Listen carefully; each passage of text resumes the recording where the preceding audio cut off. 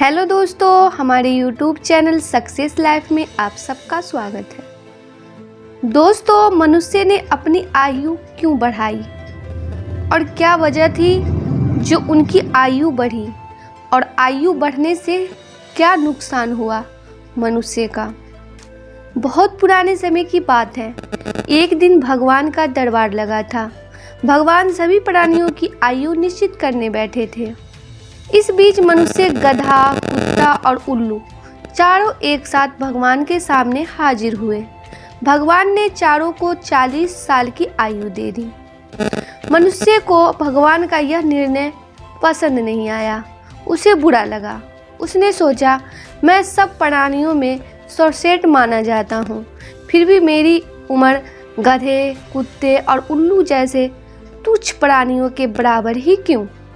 सचमुच भगवान घर में भी अंधेर है, यानी कि अंधेरा है। लेकिन उस समय वो कुछ बोला नहीं। कुछ दिनों के बाद मनुष्य भगवान के पास पहुंचा और कहने लगा, भगवान, मुझे आपके सामने अपनी एक शिकायत रखनी है। उस दिन आपने मेरी गधे और उल्लू की आयु एक सी निश्चित करके मनुष्य प्राणी के साथ भारी अन्याय किया है। क्या हमारे और कुछ तुच्छ प्राणियों के बीच कोई अंतर ही नहीं है? अतएव मेरी आपसे नम्र विनती है कि आप इस विषय में शांतिपूर्वक विचार करें। भगवान ने कहा, अच्छी बात है। भगवान ने गधे, कुत्ते और उल्लू से पूछकर उनके जीवन में से 20-20 वर्ष कम करके मनुष्य की आयु में 60 वर्ष बढ़ा दिए और उसकी आयु 100 वर्ष कर दी। लेकिन नतीजा क्या हुआ? मनुष्य अपनी जिंदगी शुरू के 40 साल आदमी की तरह पूरे जोश और उत्साह के साथ बिताता है। उसके बाद 20 साल गधे की आयु के मिलते हैं। इस बीच सालों के बीच उसे लड़के, लड़की, बहू, नाती, पोती आदि के रूप में सारी गृहस्थी का भार गधे की तरह ढोना पड़ता है। फिर कुत्ते की आयु में से प्राप्त 20 साल मिलते हैं। इन 20 सालों में घर के दरवाजे के पास ही खटिया रहती है। वह उस पर बैठा बैठा घर वालों को और बाहर वालों को आते जाते देखता है और कुत्ते की तरह उन्हें घूरता रहता है। 80 साल पूरे होने पर मनुष्य के नसीब में उल्लू की आयु के 20 बरस लिखे रहते हैं। इसलिए वह दिन में उल्लू की तरह खुली आंख लिए अंधा की तरह बैठा रहता है और रात को उल्लू की भांति बिना सोए ही जागता रहता है।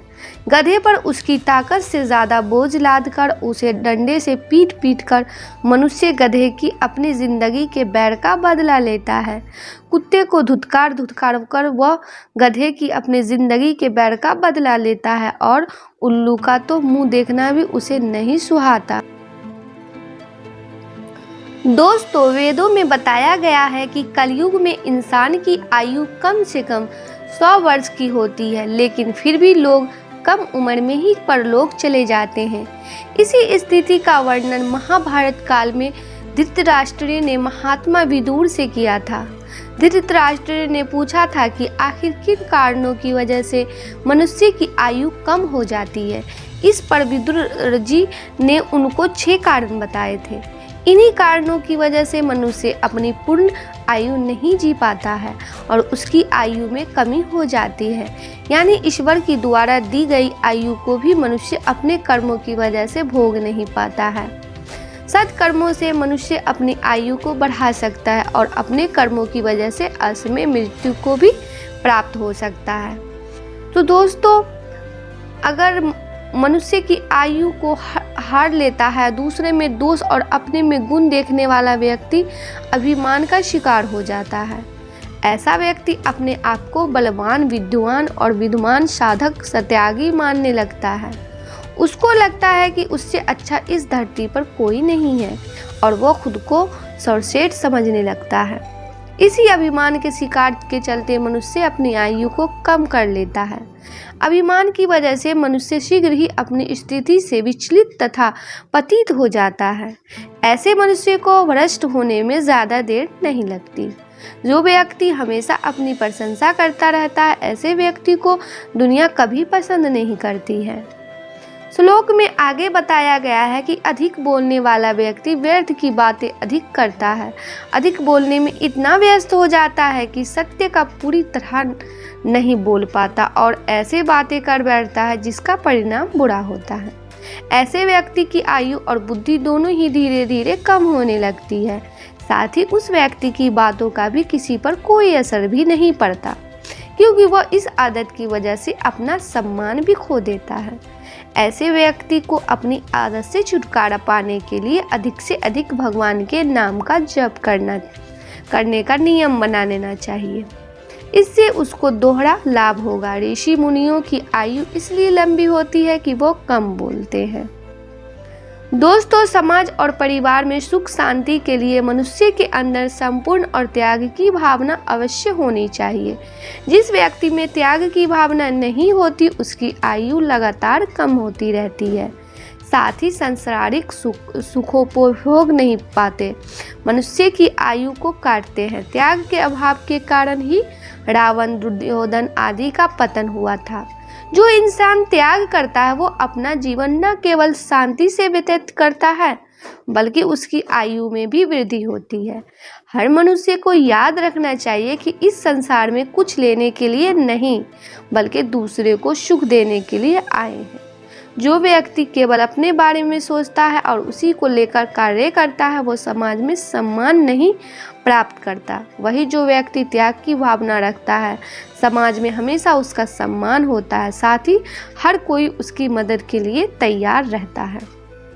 महात्मा विदुर बताते हैं कि क्रोध इंसान का सबसे बड़ा दुश्मन होता है और क्रोध में आकर व्यक्ति कभी कभी ऐसे फैसले ले लेता है जिसके लिए उसको बाद में केवल पछताना पड़ता है। क्रोध करने से इंसान न केवल अपना अहित करता है, बल्कि अपने आसपास के लोगों का भी दिल दुखाता है, जिसकी वजह से इंसान अपनी आयु को कम कर बैठता है, क्योंकि ऐसे इंसान के साथ कब क्या हो जाए कुछ पता नहीं रहता। क्रोध करने वाले इंसान को भविष्य में हमेशा बुरे परिणाम झेलने पड़ते हैं।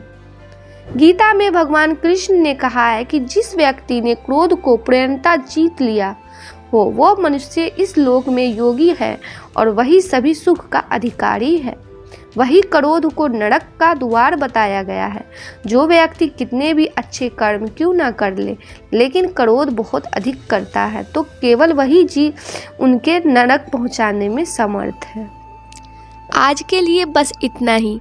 दोस्तों, आपको ये वीडियो पसंद आया है तो लाइक करिएगा, दोस्तों को शेयर ज़रूर करिएगा, चैनल को सब्सक्राइब करके बेल आइकन को ज़रूर दबाइएगा ताकि आने वाला वीडियो आपको सबसे पहले मिले। दोस्तों, मिलते हैं अगले वीडियो में। तब तक के लिए goodbye and thanks for watching my video.